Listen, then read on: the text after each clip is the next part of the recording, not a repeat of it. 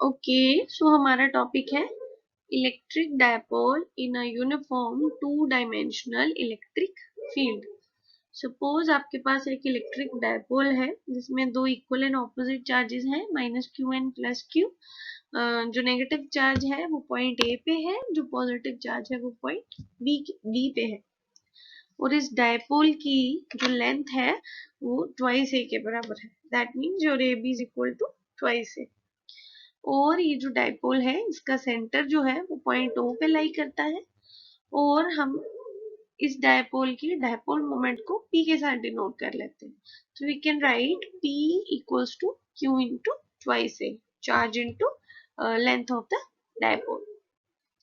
अब अगर आप इस डायपोल को एक uniform two dimensional electric field में रखो, जिसको आप इस तरह से डिनोट करते हो, ठीक है, इक्वली स्पेस्ड लाइंस के साथ। इक्वली स्पेस्ड लाइंस क्यों रखी है हमने? हर दो लाइंस के बीच में जो स्पेस है वो बराबर है। ऐसा क्यों?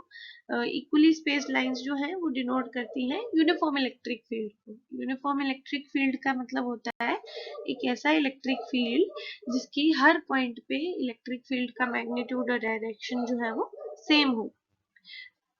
तो अगर आप एक uniform two dimensional electric field के अंदर एक डायपोल को रखोगे तो क्या होगा? सबसे पहले बात करते हैं पॉजिटिव चार्ज की, जो कि आपका पॉइंट बी पे है। ठीक है, आपका इलेक्ट्रिक फील्ड जो है वो पॉजिटिव से नेगेटिव की तरफ पॉइंट आउट करता है। दैट मीन्स आपकी जो लाइन का जो एरो पार्ट है ये नेगेटिव वाली साइड है, और जो टेल वाला पार्ट है वो पॉजिटिव वाली साइड है। अब आपका डायपोल का पॉजिटिव चार्ज जो है वो इलेक्ट्रिक फील्ड के नेगेटिव वाले पोर्शन के पास है।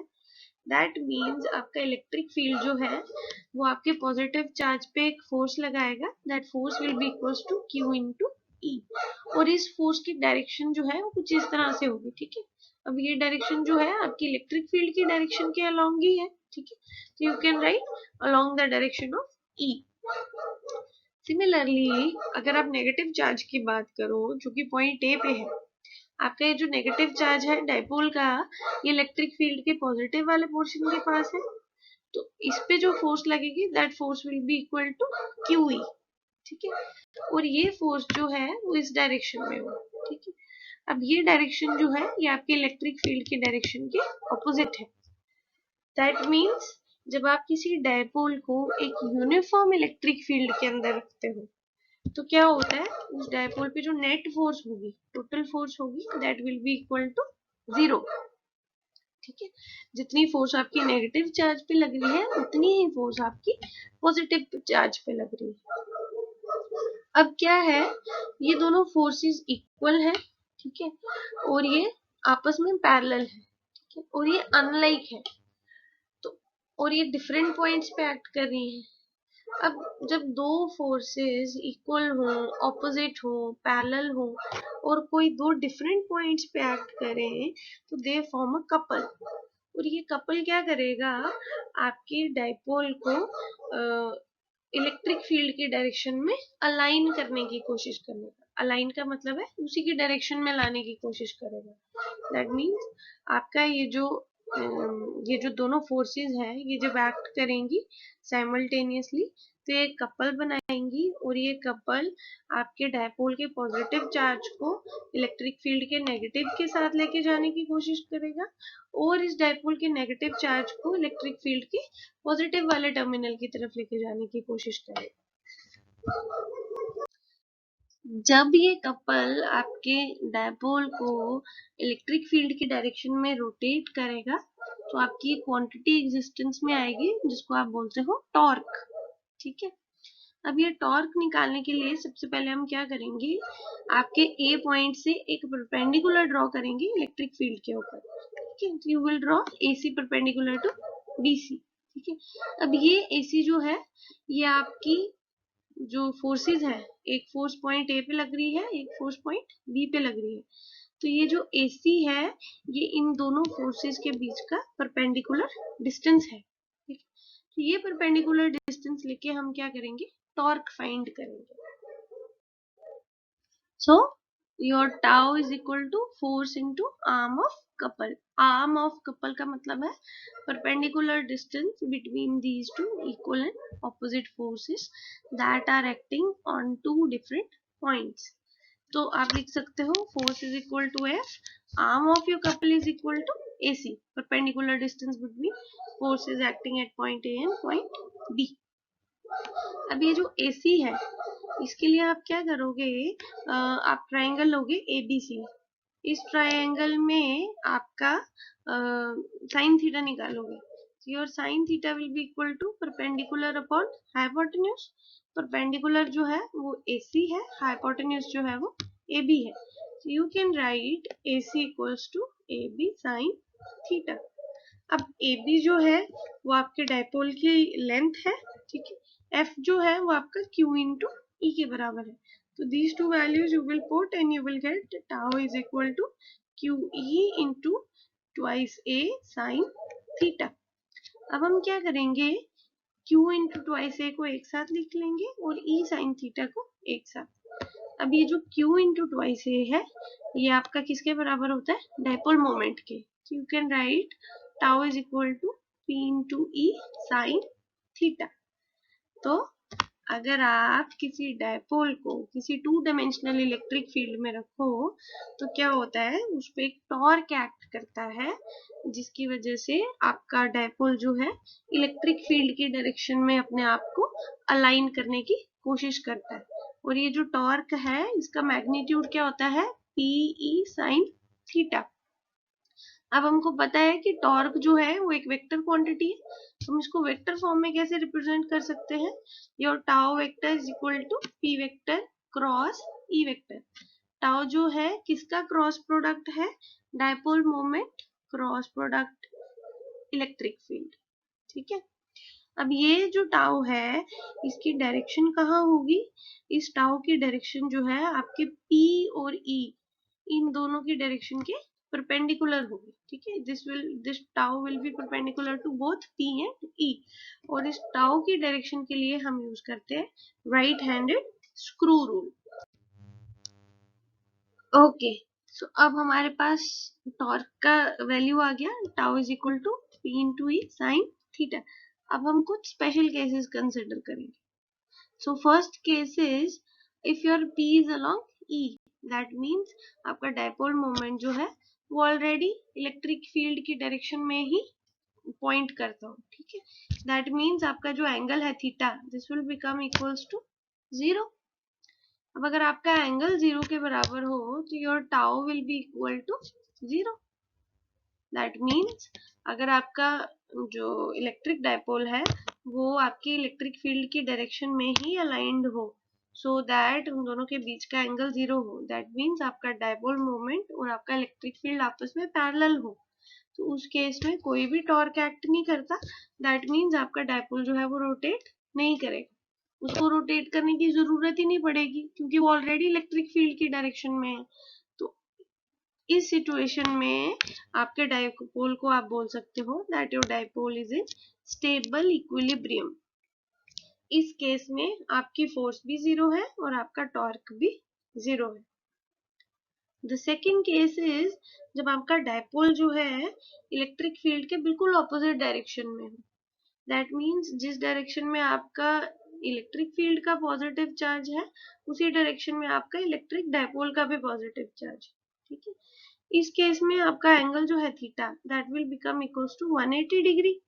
जब आपका एंगल 180 डिग्री हो जाएगा we know that sine 180 is equal to 0, your torque will become equal to 0। अब क्या होगा, आपका ये जो टॉर्क है 0 के बराबर है तो ये क्या करेगा, आपके डायपोल को एकदम 180 डिग्री एंगल के साथ टर्न कर देगा, सो दैट आपका डायपोल जो है वो इलेक्ट्रिक फील्ड की डायरेक्शन में आ जाए। तो इस केस में आपके डायपोल को बोल सकते हो that your dipole is in unstable equilibrium, ठीक है। द थर्ड केस इज जब आपका इलेक्ट्रिक फील्ड जो है वो आपके डायपोल के बिल्कुल परपेंडिकुलर हो। In that case your theta will be equal to 90 degree, तो आपका टॉर्क जो है tau will be equal to P into E। तो इस केस में आपका टॉर्क जो है वो मैक्सिमम होता है। जैसे जैसे आप आप सपोज आपका इलेक्ट्रिक डायपोल जो है वो पैरेलल है इलेक्ट्रिक फील्ड के, तो आपका टॉर्क जो है वो जीरो होगा, या आपका डायपोल स्टेबल इक्विलिब्रियम में होगा, और आपका टॉर्क जो है वो मिनिमम होगा। जैसे जैसे आप एंगल बढ़ाते जाओगे आपका टॉर्क जो है वो इंक्रीज होता जाएगा, और मैक्सिमम टॉर्क कब होगा, जब आपका इलेक्ट्रिक फील्ड और इलेक्ट्रिक डायपोल आपस में परपेंडिकुलर हो, जब आपका एंगल जो है वो 90 डिग्री के बराबर हो। ओके, सो अभी तक हम अपने डायपोल पी को एक यूनिफॉर्म इलेक्ट्रिक फील्ड के अंदर स्टडी कर रहे थे। यूनिफॉर्म इलेक्ट्रिक फील्ड जिसके हर पॉइंट पे इलेक्ट्रिक फील्ड का मैग्नीट्यूड और डायरेक्शन सेम हो। अब सपोज आप अपने डायपोल को एक नॉन यूनिफॉर्म इलेक्ट्रिक फील्ड में रखते हो। नॉन यूनिफॉर्म इलेक्ट्रिक फील्ड का मतलब है जिसका मैग्नीट्यूड जो है वो हर पॉइंट पे सेम नहीं है। तो ऐसे में क्या होगा, सपोज आपका जो डायपोल है पी, वो जिस डायरेक्शन में है उसी डायरेक्शन में आपका इलेक्ट्रिक फील्ड इंक्रीज कर रहा है। तो फिर क्या होगा, अगर आपका इलेक्ट्रिक फील्ड इंक्रीज कर रहा हो जिस डायरेक्शन में आपका डायपोल मोमेंट है, दैट मीन्स आपका जो नेगेटिव चार्ज है वहां पे इलेक्ट्रिक फील्ड कम होगा, और जो आपका पॉजिटिव चार्ज है वहां पे इलेक्ट्रिक फील्ड ज्यादा होगा। जब नेगेटिव चार्ज पे इलेक्ट्रिक फील्ड कम होगा तो यहाँ पे फोर्स भी कम होगी, ठीक है। और आपका जो पॉजिटिव चार्ज है यहाँ पे आपकी इलेक्ट्रिक फील्ड ज्यादा होने की वजह से आपकी फोर्स भी ज्यादा लगेगी, ठीक है। दैट मीन्स आपकी नेट फोर्स इस केस में जीरो नहीं होगी, it will be non zero. अब अगर आप नेट फोर्स की डायरेक्शन को देखोगे तो जिस डायरेक्शन में आपकी ज्यादा फोर्स लग रही है आपकी नेट फोर्स भी उसी डायरेक्शन में होगी, ठीक है। दैट मीन्स आपका अगर इलेक्ट्रिक फील्ड पी की डायरेक्शन में ही इंक्रीज कर रहा हो तो आपकी जो नेट फोर्स है वो भी इलेक्ट्रिक फील्ड की डायरेक्शन में ही एक्ट करती है, ठीक है। इस केस में आपका जो नेट फोर्स है वो जीरो नहीं होगी, it will have some value and this net force will act in the direction of your increasing electric field। अब इस केस में आपका जिस डायरेक्शन में इलेक्ट्रिक फील्ड है उसी डायरेक्शन में डायपोल मोमेंट है, दैट मीन्स दोनों के बीच में एंगल जीरो होगा, your sine zero is zero, that means your net torque will become equal to zero. This means अगर आप किसी डायपोल को किसी ऐसे इलेक्ट्रिक फील्ड में रख दो कि आपकी इलेक्ट्रिक फील्ड की डायरेक्शन जो है, इलेक्ट्रिक फील्ड जिस डायरेक्शन में इंक्रीज हो रहा है उसी डायरेक्शन में आपका डायपोल मोमेंट भी एक्ट करता है, दैट मीन्स उसमें क्या होगा, आपका टॉर्क जीरो होगा, ठीक है। क्योंकि आपका इलेक्ट्रिक फील्ड और पी जो है दोनों सेम डायरेक्शन में है, बट नेट फोर्स जो है वो नॉन जीरो होगी, ठीक है। नेट फोर्स उसी डायरेक्शन में एक्ट करेगी जिस डायरेक्शन में आपका इलेक्ट्रिक फील्ड इंक्रीज कर रहा है। द नेक्स्ट केस इज कि आपका जो P है डायपोल मोमेंट है वो जिस डायरेक्शन में एक्ट करता है उसके ऑपोजिट डायरेक्शन में आपका इलेक्ट्रिक फील्ड है इंक्रीज कर रहा है। दैट मीन्स जिस डायरेक्शन में P है उसके उस डायरेक्शन में आपका इलेक्ट्रिक फील्ड डिक्रीज कर रहा है।